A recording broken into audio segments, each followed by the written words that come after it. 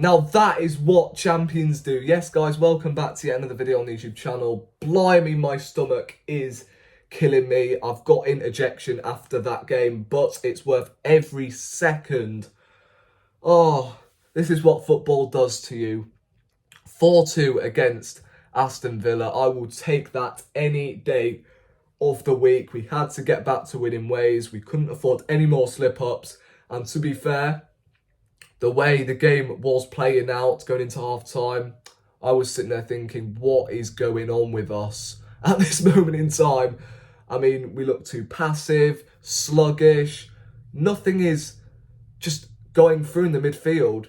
And I tweeted out at half-time, get Zinchenko off.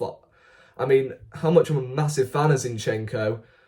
First half wasn't working out for him. And this game screamed for Kieran Tierney. And then Xhaka is another one who was a little bit too passive in the first half. So I was saying get him off as well and bring on someone like Smith Rowe or Fabio Vieira. But that's why Arteta is the manager and I'm not. He kept Zinchenko on and bang, he gets us the equaliser. I mean, absolutely fantastic. And everyone who's sitting there saying, oh, Arteta doesn't have a plan B. How many times in that game were people actually questioning Mikel Arteta? Make some changes, bring Zinchenko off, bring Xhaka off. Trust Mikel Arteta in his decisions, because he could have easily made bold predictions, bold changes, brung off Zinchenko at half-time, brung off Xhaka. I know Xhaka didn't have particularly the greatest game. I thought everybody was a lot better in the second half. The defence, poor in the first half. Second, so much better. I thought Ben White had a very good game at right back. Saka was an absolute menace, despite the referees never ever protect this guy, and he has a right to square up to whoever freaking fouled him in the first half, because it's just happening constantly. It happened against Manchester City. Ref didn't do anything about it.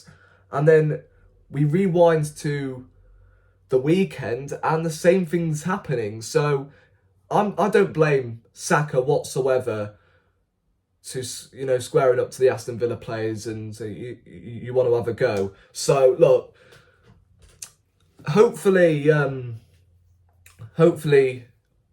you know, he's not going to pick up a serious injury from all of these dirty tackles, because it must not be very nice, especially as a footballer, but still scored an absolute banger of a goal. So fair play to Bukayo Saka.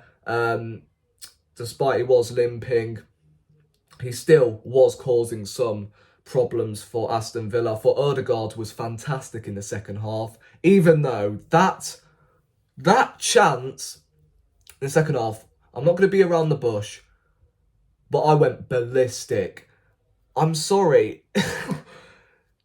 It's one of them chances where you just put your foot through it. Put your foot through it and smash it into the bottom right corner. Eddie actually did some great work there, winning the ball back, and all you had to do is just side foot it in. But what did he do? It's just, oh, it was really frustrating. And I was looking ahead after 90 minutes. If we don't win this game, I'm going to be fuming, absolutely livid. And this video could have been a completely different match review, but we won the game.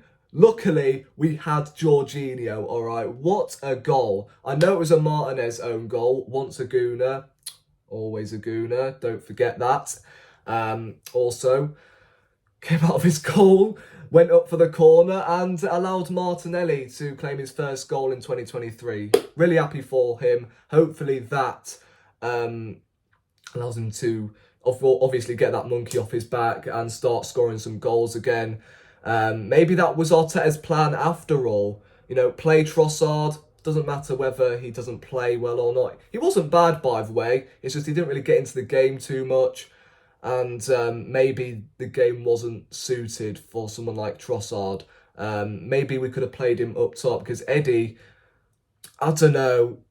Today, he was arguably our worst player. Even in the second half, he had a chance where he went one-on-one. You've got to be finishing them.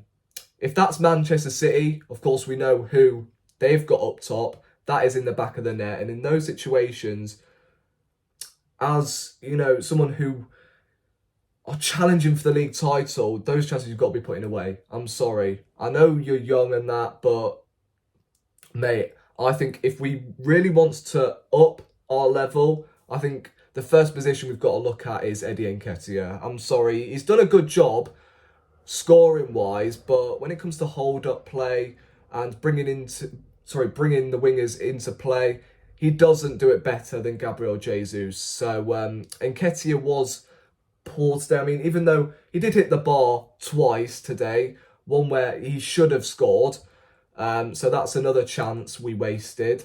And then the other chance was unlucky, leaped up well and hit the crossbar. That was just unlucky. He's got to fix up, Eddie. And personally, when Jesus does come back, he goes straight into the starting 11 without a question. What else do I want to talk about? I want to talk about Ramsdale, because I'm sure he's not going to get enough credit he deserves in this game.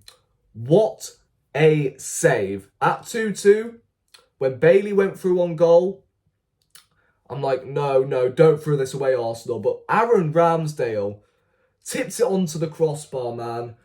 Similar to the save against Leicester last season, where he tips it onto the crossbar. That was just so instrumental. So, yeah, huge save from him. And overall, he played very well. I don't think he could have done anything about the goals. Personally, I think the first one is down to Zinchenko trying to be a little bit too clever. The second one, to be fair, it was a good goal from Aston Villa, if I say so myself. But again, poor defending. It's not like us, man. So, look, we've got to cut out these sloppy errors defensively, because it's been, 3 or 4 weeks now where we have shot ourselves in the foot. So, hopefully, likes of Saliba, Gabriel, Ben White, Zinchenko, them guys do fix up. Granit Xhaka didn't have the best game, but again, fixed up in the second half. I thought everybody basically fixed up in the second half, apart from, like I said, Eddie Nketiah. The defence was absolutely fine. Gabriel also made a crucial tackle when Bailey had a chance to cut inside and potentially slot it in. But great tackle by Gabriel. Yeah, he was a lot better today, Gabriel. Saliba in the second half, really, really good. I feel like Aston Villa, as soon as they brought off Ollie Watkins, I feel like that's when the game changed, because I thought he was their only real attacking outlet. And overall, let's be honest, Arsenal deserved to win the game in the second half. So let me know your guys' thoughts in the comment section down below. We are back to winning ways. That is what champions do. And to all of them rival fans out there, do not write us off yet, because, hey, we've gone through a bad patch, and now we've got ourselves back to winning ways, and hopefully this builds our momentum again and we start winning games. So thank you for watching. Please hit that subscribe button if you are new, and I'll see you in the next one. Come on, you Gunners. Jorginho.